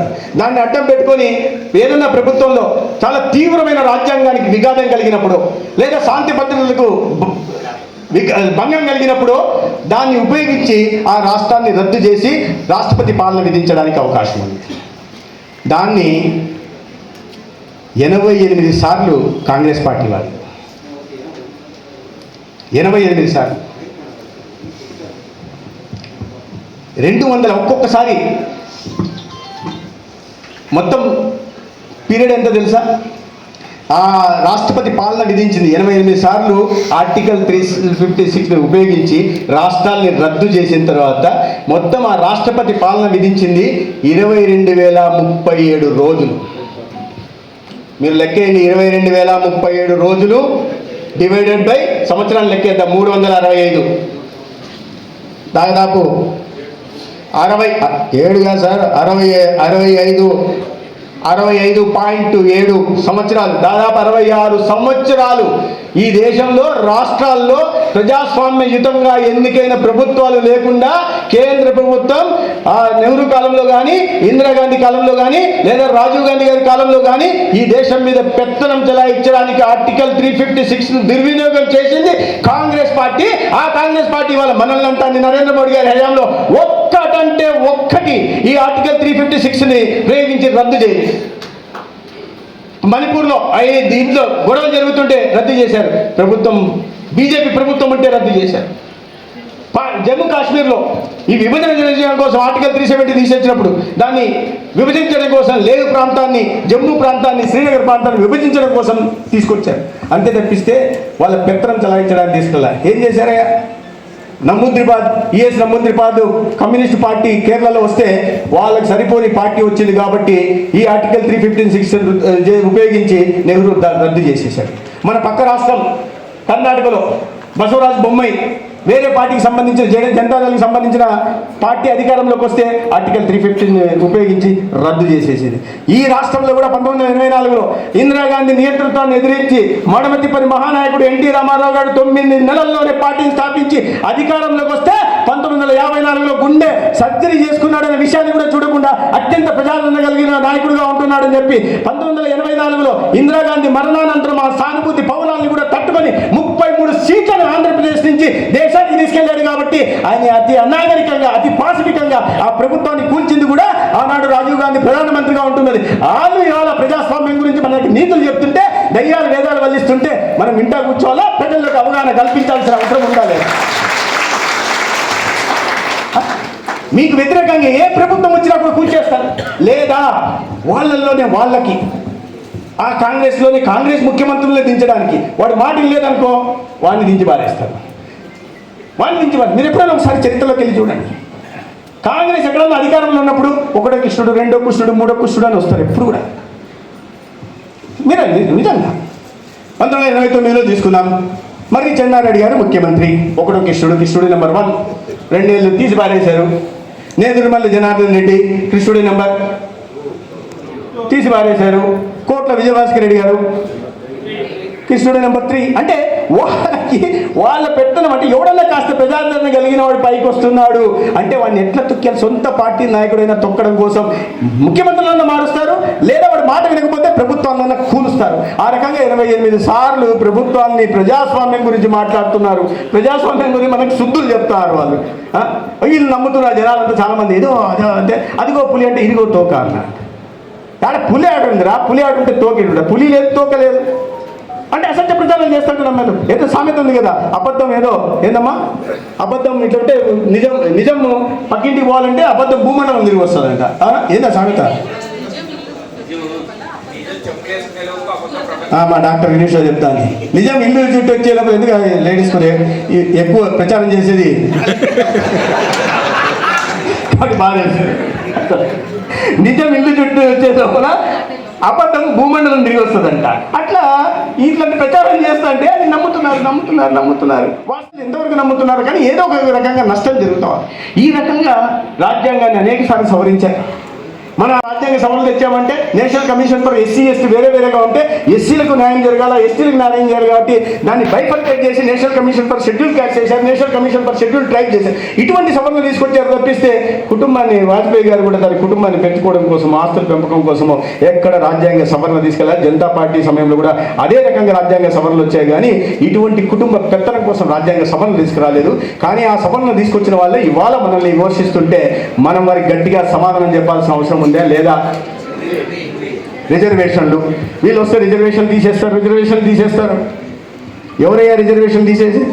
1931లో బీసీల కులగణన జరిగితే ఈ రాజ్యాంగంలో అంబేద్కర్ గారు రాజ్యాంగం నడుస్తున్నప్పుడు ఏ రకంగా ఎస్సీ ఎస్టీ అట్రాసిటీస్ యాక్ట్ కారణంగా ఎస్సీ ఎస్టీలకి ప్రొటెక్షన్ ఉంటుందో ఇతర కులాల నుంచి, ఇతర సమాజాల నుంచి, లేదా ఆర్థికంగా బలపడిన సమాజాల నుంచి వాళ్ళకి అణిచివేత గురి చేయకుండా ఉంటారు అని చెప్పి ఎస్సీ ఎస్టీ అట్రాసిటీస్ యాక్ట్ తీసుకొచ్చాడు. అదే సమయంలో ఆయన చెప్పాడు, లేదు బీసీలకు కూడా ఈ రకంగా అట్రాసిటీ యాక్ట్ ఉంటే మంచిది, వీరు సమాజంలో ఆర్థికంగా సామాజికంగా వెనుకబడిన వాళ్ళు కాబట్టి వీరు కూడా రక్షణ ఉండాల్సిన అవసరం అంటే ఆనాడు ఎవరు అవసరం లేదు, అందరికీ రిజర్వేషన్లు ఇచ్చుకుంటూ పోతామా, అవసరం లేదు తర్వాత చూద్దాం అని తర్వాత ఆయన నిర్యాణం చెందారు. దాని తర్వాత దాన్ని పట్టించుకున్న వాడే లేదు.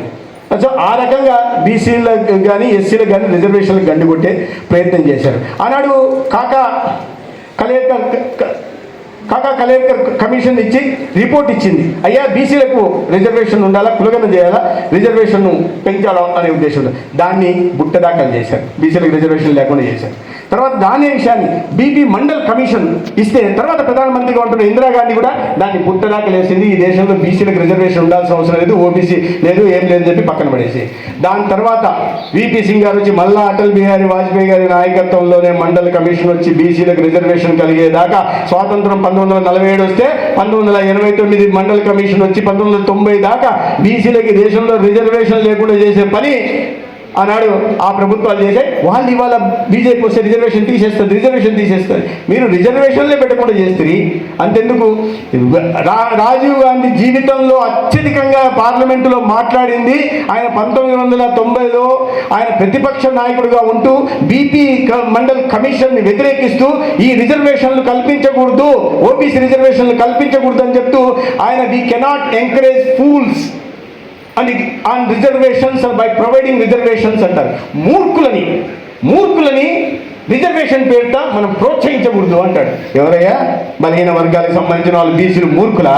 ఒక పార్లమెంటు వేదికగా రికార్డెడ్గా ఆనాటి ప్రతిపక్ష నాయకుడు రాజీవ్ గాంధీ గారు మండల్ కమిషన్ వ్యతిరేకించిన రాజీవ్ గాంధీ ఇవాళ మూర్ఖుల్ని రిజర్వేషన్లు ఇచ్చి ప్రోత్సహించకూడదు అంటాడు. మరి చెప్పండి, ఇప్పుడు రిజర్వేషన్ల గురించి వ్యతిరేకంగా చేసింది నెహ్రూనా, ఇందిరాగాంధీనా, రాజీవ్ గాంధీ వాళ్ళు ముగ్గురు.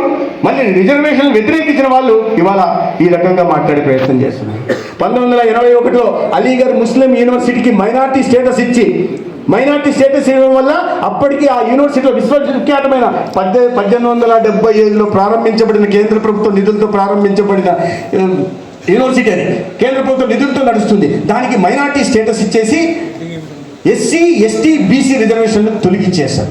తర్వాత 2011లో మళ్ళీ యూపీఏ అధికారంలోకి వచ్చినప్పుడు జామియా మిలియా ఇస్లామియా అనే యూనివర్సిటీలో కూడా ఇదే విధంగా మైనార్టీ స్టేటస్ ఇచ్చేసి ఇవన్నీ మైనార్టీల నాడు సమాజాన్ని ముస్లిం మత ప్రాతిపదికన విభజిస్తూ, మత ప్రాతిపదికన ఏకం చేయడం, కుల ప్రాతిపదికన విభజించడం, నువ్వు ఈ కులానికి ఆ కులమానికి పెట్టడం, ప్రాంతీయ వైషమ్యాలు పెంచడం, కులాల మధ్య చిచ్చు రేపడం, దానివల్ల రాజకీయ లబ్ధి పొందే ప్రయత్నం చేశారు. ఒక మత సంతుష్టీకరణ కోసం పాల్పడి ఇవాళ వాటికి మైనార్టీ స్టేటస్ ఇచ్చి ఈ రిజర్వేషన్ లేకుండా పోయారు. ఆర్టికల్ 370 రద్దు చేయాలని పదే మనం అడుగుతా ఉన్నాం. కాశ్మీర్ మొత్తం రాష్ట్రంలో ఆర్టికల్ 370 కారణంగా మనకు స్వయం ప్రతి లేకపోవడం ఒకటైతే, వాళ్ళకి స్వయం ప్రతి ఉంటే మన సౌభ్రాతృత్వానికి నష్టం వాటిల్తా ఉంటే, పక్క దేశం నుంచి ఉగ్రవాదాన్ని మన దేశంలో ప్రోత్సహిస్తూ ఉంటే ఆర్టికల్ 370 రద్దు చేయకుండా ఆపిన కాంగ్రెస్ ప్రభుత్వం తద్వారా రిజర్వేషన్లు కూడా అడ్డుకునే ప్రయత్నం చేసింది. కాశ్మీర్లో ఆర్టికల్ 370 రద్దయ్యే ముందు వరకు ఆ దేశంలో ఎస్సీలకి ఎస్టీలకి రిజర్వేషన్లు లేవు. మహిళా సమానత్వం, జెండర్ ఈక్వాలిటీ గురించి మాట్లాడేవాళ్ళు, లింగ సమానత్వం గురించి మాట్లాడేవాళ్ళు ఆ మొన్నటిదాకా ఆర్టికల్ 370 2019 ఆగస్టు 5 నాడు రద్దు చేసేదాకా ఆ రాష్ట్రంలో మహిళలకి ఆస్తి హక్కు కూడా లేదు. అంటే ఇటువంటివి రిజర్వేషన్ రాకుండా ఆదుకున్న వాళ్ళు, మహిళలకి ఆస్తి హక్కు రాకుండా ఆదుకున్న వాళ్ళు ఇవాళ మనల్ని పరిహసిస్తున్నారు, మనల్ని మాట్లాడుతున్నారు. టైం ఎంతసేపు అయింది? కులగన్న చేసేది ఎవరు? ఎన్సీబీసీకి కాన్స్టిట్యూషన్ స్టేటస్ ఇచ్చింది ఎవరు? ఎస్సీ ఎస్టీ రిజర్వేషన్లు 10 ఏళ్ల కాలం పెంచింది ఎవరు? మహిళలకి 33% రిజర్వేషన్లు తెచ్చింది ఎవరు? ఇన్నాళ్ళు జామియా మిలియా ఇస్లామియాలో కానీ అలీగఢ్ ముస్లిం యూనివర్సిటీలో కానీ మైనార్టీ స్టేటస్ ఇచ్చి బీసీ ఎస్సీ ఎస్టీ రిజర్వేషన్లను ఆపింది ఎవరు? ఆర్టికల్ 370 రద్దు చేయకుండా మహిళలకు ఆస్తి హక్కు రాకుండా ఆ ప్రాంతంలో ఎస్సీలు అయితే కేవలం సఫాయి కర్మచారుల పారిశుద్ధ కార్మికులు మాత్రమే, గ్రూప్ 4 ఉద్యోగాలు మాత్రమే చేసుకోవడానికి అవకాశం ఉంది. ఆ రాష్ట్రంలో ఏదైనా పోలీసు ఉద్యోగం చేయడానికి లేదు, ఆ రాష్ట్రంలో రెవెన్యూ ఉద్యోగం చేసుకోవడానికి లేదు. ఆ రకంగా అన్యాయం చేసిన పార్టీ ఇవాళ ఆ కుటుంబం మనల్ని వేలెత్తి చూపించి అసత్య ప్రచారం చేస్తుంది. ప్రజల్లోకి చెప్పి వాళ్ళకి బుద్ధి చెప్పేలాగా ప్రజల్లో అవగాహన కలిగించాల్సిన అవసరం ఉందా లేదా? అనేక రకాలుగా రిజర్వ్ ఇప్పుడు మనం ఏం చెప్పాం? అంబేద్కర్ గారిని అగౌరవపరుస్తున్నారు అన్నారు. ఈ వాదనలో పసలేదు. నిజంగా గౌరవిస్తున్నది మనము అనేది అర్థమైందా లేదా? రాజ్యాంగ సవరణలు తీసుకొచ్చి ఆయన తీసుకొచ్చిన రాజ్యాంగాన్ని అనేక సవరణలు తీసుకొచ్చి దానికి రాజ్యాంగాన్ని నిర్వీర్యం చేశారు. ఆ స్ఫూర్తికి వ్యతిరేకంగా బీజేపీ చేస్తుందనే దాన్ని వాస్తవాలతో సహా ఏనాడు ఏ రాజ్యాంగ సవరణ తెచ్చారు, దేనికోసం తెచ్చారు, మేమెందుకు చేసామనే విషయాన్ని చాలా బలీయంగా చెప్పగలిగామా లేదా? ప్రజలకు తీసుకెళ్లాలా లేదా? రిజర్వేషన్లకు వ్యతిరేకం నిజంగా కాంగ్రెస్ పార్టీ, ఆ కాంగ్రెస్ పార్టీ నాయకత్వం వహించిన ఒక కుటుంబం అనే విషయాన్ని మనం చూపించాం. నిజంగా రిజర్వేషన్లు కొనసాగించే విషయమే, సామాజిక న్యాయం చేసే దిశగా ఇవాళ పని చేస్తున్నది మోడీ గారి ప్రభుత్వం అనే విషయాన్ని కూడా నిరూపించామా లేదా? ఈ విషయాన్ని ప్రజలకు తీసుకెళ్లాలి. అనేక రకాల న్యాయ వ్యవస్థను కూడా నిర్వీర్యం చేశారు. మీరు చెప్పినట్టుగా ఎమర్జెన్సీ సమయంలో ఇవాళ అంటుంటారు ఏమని, వీళ్ళు కోర్టు విషయాలు ఎక్కువ జోక్యం చేసుకుంటున్నారు. ఏమయ్యా, ఇవాళ కోర్టు ఏం కావాలంటే చెప్పగలుగుతున్నాయి. మొన్నటికి మొన్న ఒక కోర్టు రాష్ట్ర పరిమితికి కూడా కాల వ్యవధి నిర్ణయించింది బిల్లులు పాస్ చేయడానికి. రాష్ట్రపతికి గతంలో వాళ్ళు రాష్ట్రపతిని కోర్టుల పరిధిలోంచి బయటికి తీసుకొస్తే ఇవాళ కోర్టులు రాష్ట్రపతిని శాసిస్తున్నాయి, ఆ వ్యవస్థని శాసిస్తున్నాయి. రాష్ట్రపతి మొదటి ప్రధాన పౌరుడు అన్నమాట ఈ దేశానికి. ఆ రాష్ట్రపతి అయినా మనం రాజ్యాంగబద్ధంగా పోతున్నాం. కానీ అనేక సందర్భాలు నేను చెప్పే హెచ్ఆర్ కన్నా విషయంలో ఆయన తీర్పు ఇచ్చాడు కాబట్టి వ్యతిరేకంగా ఆయనకన్నా జూనియర్ని తీసుకొచ్చి ప్రమోట్ చేశారు. అదేవిధంగా నెహ్రూ కూడా 2 సార్లు చేస్తే కోర్టు కొట్టేసింది. తర్వాత ఎమర్జెన్సీ సమయంలో ఇటువంటి తీవ్రమైన ఇబ్బందులు గురవుతున్నారు, ప్రాణాలు పోతున్నాయని చెప్పి 9 కోర్టులు వ్యతిరేకంగా తీర్పిచ్చాయి. ఏది ఎమర్జెన్సీకి వ్యతిరేకంగా హైకోర్టులు, దాంట్లో 9 కోర్టులు వ్యతిరేకిస్తే దాంట్లో 9 జడ్జీల్ని ఆనాడు ఇందిరాగాంధీ సస్పెండ్ చేసింది. జడ్జీల్ని సస్పెండ్ చేశారు. మీకు కావాల్సిన రంగనాథ మిశ్రా 1984లో ఇందిరాగాంధీ మరణానంతరం పెద్ద దాడులు జరిగాయి. ఒక సిక్కు పోలీస్ అధికారి ఇందిరాగాంధీ గారిని చంపేశారు కాబట్టి సిక్కులు అధికంగా ఉన్న చోట 3500 మంది సిక్కుల్ని ఊచ కోత కోసారు 3 రోజుల పాటు ఢిల్లీలో. ఆనాడు ప్రభుత్వంలో ఉంటుంది రాజీవ్ గాంధీ గారు ప్రధానమంత్రిగా. ఊచ కోత కనిపించిన ప్రతి సిక్కుని వాడు పైన కట్టుకున్న ప్రతి గజ తల నరికేసి చంపేసి ఢిల్లీ రోజులంతా రక్తమోడేలాగా చేసిన పార్టీ ఇవాళ మనల్ని మాట్లాడుతూ ఉంది. ఆనాడు దాని మీద విచారణ జరిపించడం కోసం జస్టిస్ రంగనాథ్ మిశ్రా కమిషన్ వేస్తే justice Ranganath Mishra clean chit ఇచ్చాడు కాంగ్రెస్ నాయకులు. కళ్ళెదురుగా 3500 మంది సిక్కులు నరికి పారేస్తే దేశమంతా దాన్ని చూస్తే విస్తుపోయేలాగా ఉంటే ప్రపంచ దేశాలన్నీ ఇదేంది జరుగుతుంది, దేశంలో ఇంత నియంతృత్వమా అని ఘోషిస్తుంటే ఆనాడు రంగనాథ్ మిశ్రాని అనుకూలంగా ఉన్న జడ్జిని తీసుకొచ్చి ఆయన క్లీన్ చిట్ ఇస్తే ఆయన తీసుకొచ్చి తర్వాత రాజ్యసభ మెంబర్ చేశారు. తర్వాత ఎస్సీ ఎస్టీ కమిషన్ చేశారు. ఈ నేషనల్ హెరాల్డ్ అని మనం మాట్లాడుతున్నామా ఇవాళ కేసుల్లో వాళ్ళ ట్రస్ట్ ఉంటుంది కాంగ్రెస్ పార్టీ, దానికి డైరెక్టర్ని చేశారు. అంటే మీకు అనుకూలంగా తీర్పు ఇచ్చారు కాబట్టి రాజీవ్ గాంధీని ఆయన ఏమంటారు తెలుసా? రాజీవ్ గాంధీ అన్నాడు, ఇంత జరుగుతుంది ఏదైనా వేల మందిని చంపేస్తున్నారంటే జబ్ బడా పేడ్ గిర్తా హై తో ధర్తీ హిల్తా హై అన్నాడు. అంటే మహావృక్షం కూలిపోతే భూమి కంపిస్తుంది అన్నాడు. మహావృక్షం ఎవరు? ఇందిరాగాంధీ మహావృక్షం. ఆమె చనిపోయింది కాబట్టి భూమి కంపించాలా, ఇది స్వాభావికం అంటాడు ఆయన. 3500 ప్రాణాలు, అమాయక ప్రాణాలను తీసేసి దాన్ని సిగ్గుగా సమర్థించుకుంటా మళ్ళా దానికి మీ క్లినిక్ చిట్టిపించుకోవడం కోసం మీ బంధుబాంధవుడు ఉన్న మీ మోచేతి నీళ్లు దాగే ఒక న్యాయమూర్తిని తీసుకొచ్చి కమిషన్ వేసి క్లీన్ చిట్ ఇప్పించేసుకొని ఆయన తర్వాత క్లీన్ చిట్ మరీ నిర్లజ్జగా అతన్ని ప్రమోషన్ చేసిన దౌర్భాగ్యపు పార్టీ, దౌర్భాగ్య కుటుంబం ఇవాళ మనల్ని ప్రశ్నిస్తూ ఉంటే మనం ప్రజల్లోకి తీసుకెళ్లాలా లేదా? ఏ విషయంలో చూసినా న్యాయ వ్యవస్థను నిర్వీర్యం చేశారు, రాజ్యాంగాన్ని అవహేళన చేశారు. డాక్టర్ బిఆర్ అంబేద్కర్ని కనిపించిన అవకాశం ఉన్న ప్రతి చోట జీవించినప్పుడు మరణానంతరం కూడా అగౌరవపరిచారు. రిజర్వేషన్లను సమర్థించకుండా తొక్కిపెట్టే ప్రయత్నం చేశారు. ఇంకా చాలా మీకు చెప్తా ఉంటే ఇంకా ఒక్కొక్క రాజ్యాంగ సవరణ కింద ఏ రకంగా వాళ్ళు అన్యాయం చేసేది చెప్పాలంటే ఎంతసేపు అయింది ఇప్పటికే. ఉన్నారో వాళ్ళని అంతమొందించిన సమర్థమైన నాయకుడు ప్రపంచానికి భారతదేశం వైపు ఎవడన్నా దుర్బుద్ధితో కన్నెత్తి చూస్తే మీకు అర్థమయ్యే భాషలోనే సమాధానం చెప్పగలిగిన ఇటువంటి నాయకుడు ఉంటే ఈ నాయకత్వం మీద అసమర్థులు చైనా మన భూభాగం తీసుకుపోతుంటే కళ్ళు మూసుకున్న వాళ్ళు అనేక సంవత్సరాల పాటు మన మీద దాడులు చేస్తా, ఉగ్రవాదం దాడులు చేస్తా అంటే పాకిస్తాన్ ఇంట్లో నిద్రపోతున్న వాళ్ళు 33,500 మంది సిక్కులు కూర్చుంటే అక్కడ పార్లమెంట్లో కూర్చొని దీంట్లో కూర్చొని దీనిమూర్తి భవన్లో కూర్చొని ఫిడేలు వాయించుకున్న కుటుంబానికి సంబంధించిన వాళ్ళు ఇవాళ మనల్ని మాట్లాడుతుంటే ప్రజల్లోకి తీసుకెళ్లాలా? ఈ విషయాన్ని ప్రజల్లోకి ప్రజల్లోకి తీసుకెళ్లి ఈ దేశానికి జరుగుతున్న నష్టం, బలహీన వర్గాలకి, అణగాన వర్గాలకి జరుగుతున్న నష్టం ప్రజలకు చెప్పడానికి సమాజంలో ఉంటున్న పౌర సంస్థలు ముందుకు రావాలా, మేధావులు ముందుకు రావాలా. మేధావుల మౌనం మంచిది కాదు. ఈ విషయాలని ప్రజల్లోకి తీసుకెళ్ళడానికి మేధావులు కూడా సహకరించాలా. అందుకని మన ప్రాంతంలో ఉంటున్న ప్రతి ఒక్కరి దగ్గరికి వెళ్ళాలా. ఇవాళ మీరు ఏం విన్నారో నాకు తెలియదు. ఎవరైనా బీజేపీ కార్యకర్తలు ఉంటే రాసుకొని ఉండాలా. నేను మా ఒక్క